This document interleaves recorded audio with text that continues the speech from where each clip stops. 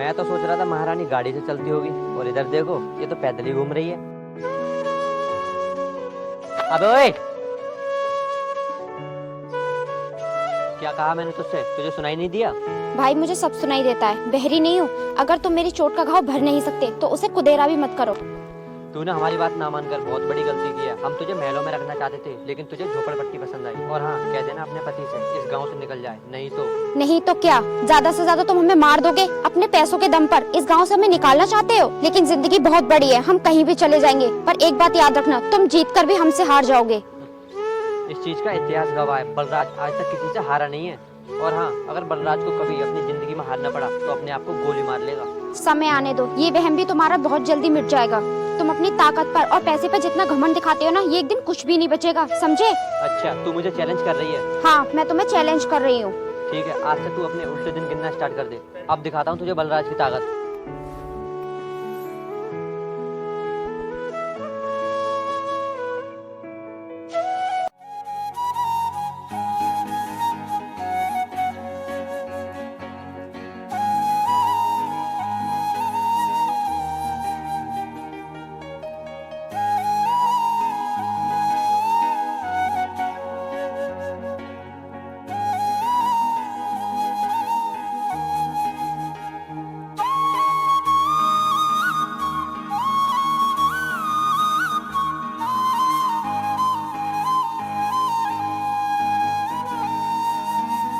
तुम्हें आने की क्या जरूरत थी? मैं कर तो रहा हूँ काम।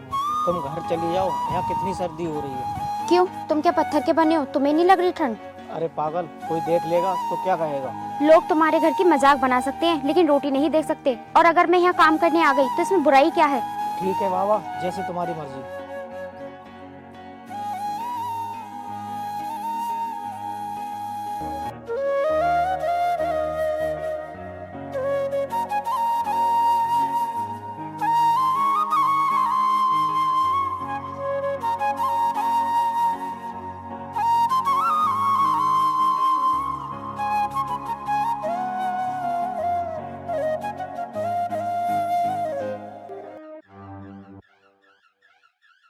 अबे ओए रुक, कहाँ जा रहा है? तुम्हें क्या मतलब? कहीं भी जाऊं? अबे ओए मतलब है, तभी तो पूछ रहा हूँ। तेरी वजह से मेरा भाई फर्स्ट नहीं आ रहा है। अगर तुम्हारा भाई फर्स्ट नहीं आ रहा है तो उससे कहो मेहनत करे। अबे ओए, वो मेहनत करे या ना करे उससे तुझे क्या मतलब? और हाँ, इधर सुन, आज से तू कॉलेज नहीं जाएगा। तुम होते कौन हो मुझे रोकने वाले? ओए, तू बलराज भाई से ऊंची आवाज में बात कर रहा है? अब मेरी सब कुछ समझ में आ गया बलराज, तुम चाहते क्या हो? अबे ओए, तू कुछ ज्यादा ही नहीं बोल रहा है?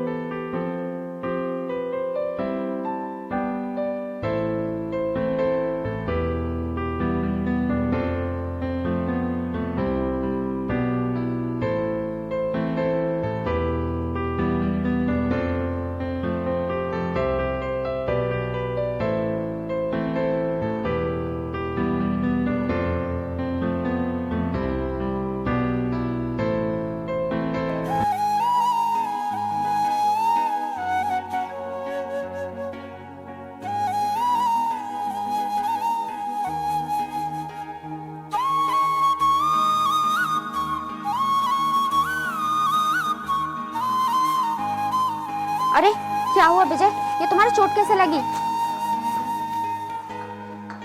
अरे क्या हुआ विजय, तुम बताते क्यों नहीं? ये चोट कैसे लगी है? भाभी, जब मैं कॉलेज से आ रहा था तभी कुछ गुंडे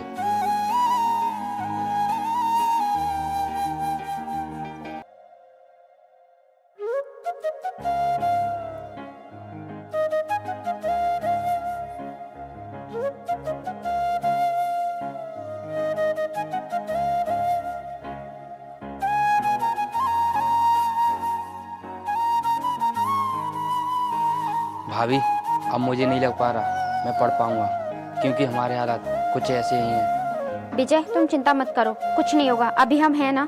ठीक है भाभी। अरे ये लेटर कैसा है?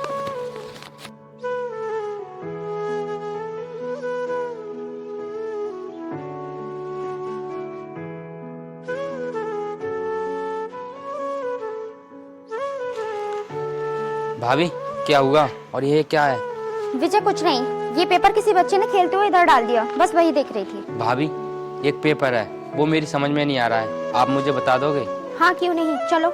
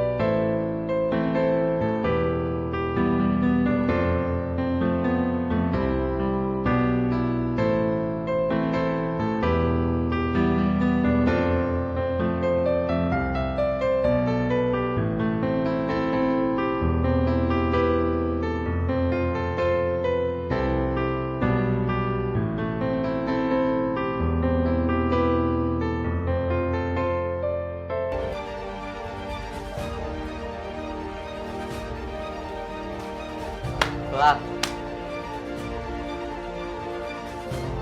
भाभी यही लोग हैं, इन्होंने मुझे पीटा था। शमशेर, तुम भूल गए अपनी कही हुई बातों को, याद करो। तुम कहा करते थे कि दीदी अगर तुम पे कभी भी कोई मुसीबत आए तो तुम अपने भाई को याद कर लेना, ये हमेशा तुम्हारे आगे खड़ा रहेगा। मगर आज ये सब क्या हो रहा है? एक भाई अपनी बहन पर जुल्म कर रहा है और मैंने अपनी मनपसंद शादी करके गलती क्या किया? मैंने तो तुम्हारे बारे में कभी बुरा नहीं सोचा, हर वक्त यही सोचती थी कि तुम लोग सही सलामत रहो। तेरा मेरा रिश्ता तो तभी खत्म हो गया था जब तूने अपनी मर्जी से शादी कर ली। और हाँ, कम से कम ये तो सोच लेती कि ये हमारे लेवल का नहीं है और इनके पास टूटी फूटी झोपड़ी है और जमीन से पेट भर सकते हैं और इसके अलावा कुछ भी नहीं कर सकते। पर तेरे सपने ये पूरे नहीं कर सकते और तेरे बारे में हम अभी भी सोच रहे हैं। अब तू हमारे साथ चल, हमने इसके भाई से 100 गुना अच्छा लड़का देखा है। क्योंकि पैसे में बहुत ताकत होती है और पैसा पास में हो तो कोई भी चीज़ खरीदी जा सकती है। भैया मैं आपके आगे हाथ जोड़ती हूँ, आप यहाँ से चले जाइए प्लीज। हम तो जा रहे हैं, पर एक बात ध्यान रखना, 300 रुपये बचा कर रखना, सफ़ेद साड़ी खरीदने के लिए काम आएंगे। भैया अगर मेरे पति को कुछ भी हुआ तो समझ लेना कि तुम नहीं बच पाओगे। तू हमारा कुछ भी नहीं कर सकती क्योंकि हम पहाड़ हैं, क्योंकि चींटी पहाड़ को कभी नहीं हिला सकती। ठीक है, हम लोग चलते हैं।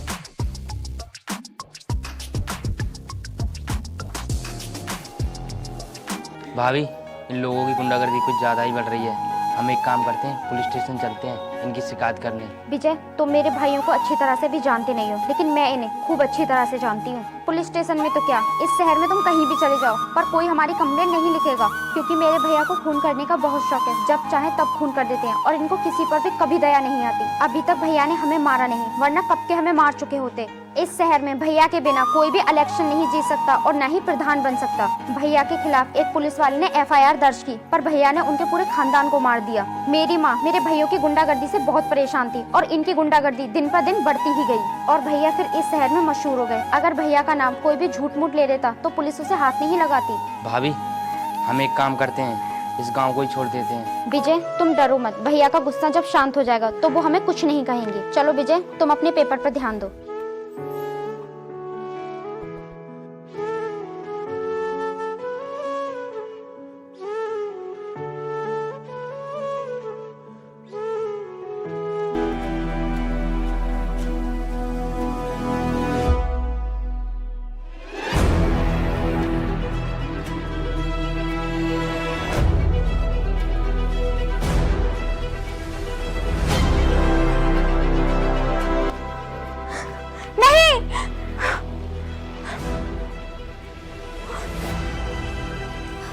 भाभी क्या हुआ? विजय, तुम्हारे भैया को मेरे भैया ने। भाभी भैया को कुछ नहीं हुआ है, मैं अभी उन्हें ट्यूबवेल पर खाना देकर आया हूँ, वो खेत में पानी लगा रहे हैं। विजय, मैंने बहुत बुरा सपना देखा है। हाँ भाभी तुम ठीक कह रही हो, मगर हाँ भैया ने हमसे ये बोला था बाजार चले जाना। चलो बाजार चलते हैं।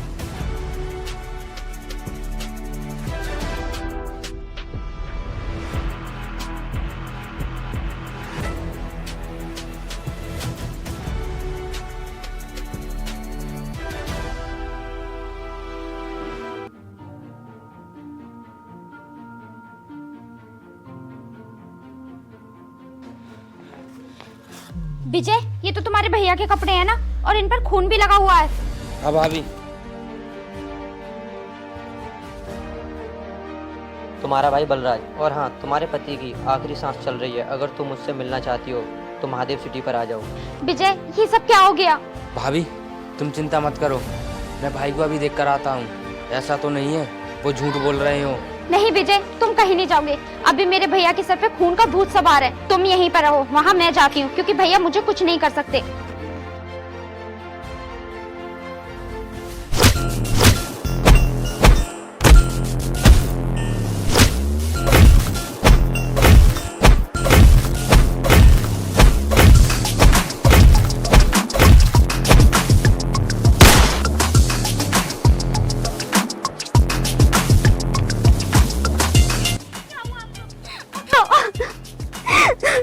अभी तुम नहीं उठ रहे हो, फिर मैं रूठ जाऊंगी तो मनाते रहना। तुम मुझे बिना खिलाए खुद नहीं खाते थे, आज क्या हो गया तुम्हें? उठ जाओ, उठो ना। अब नहीं उठेगा ये, मार दिया मैंने इसे। बुझा ली अपनी नफरत की आग को और बना दिया मुझे विधवा। भैया, ये तुमने अच्छा नहीं किया। मैं तुम्हें हर साल राखी बांधती थी। एक भाई का फर्ज होता है अपनी बहन की रक्षा करने का, और तुमने आज मेरी मांग का सिंदूर ही मिटा दिया। जो खुशी मुझे तुम्हारे महलों में नहीं मिली, वो खुशी मेरे पति ने मुझे दी, अपनी ईमानदारी के कमाए हुए पैसों से। दीदी, मुझे माफ कर दो, मुझसे बहुत बड़ी गलती हो गई। खबरदार, अगर इन गंदे हाथों से आपने मेरे पति को छुआ तो। अब ये फिल्म की शूटिंग नहीं चल रही है। अब ऐसा करो, इसको मार दो और इसकी सारी जमीन अपने नाम करा लो। तेरी हिम्मत कैसे हुई? तू मेरी बहन को मारने के लिए बोल रहा है? तेरे कहने पे मैंने अपनी बहन का मांगा सिंदूर तो मिटा दिया, और मुझे तू कब तक अपनी पाप की दुनिया में भेजता रहेगा? तूने मुझे कठपुतली की तरह नचाया है। आज मेरे सब कुछ समझ में आ गया। हाँ, अच्छा हुआ, सब कुछ तेरी समझ में आ गया। अब मैं ऐसा करता हूँ, तुम दोनों का ही गेम खत्म कर देता हूँ और तुम्हारी प्रॉपर्टी अपने नाम कर लेता हूँ।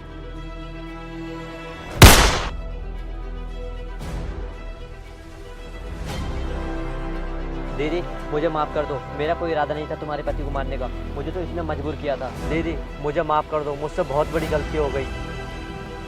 उठो। दीदी, इनकी अभी भी सांसें चल रही हैं। हम इन्हें हॉस्पिटल लेकर चलते हैं। हाँ ठीक है, उठाओ इन्हें।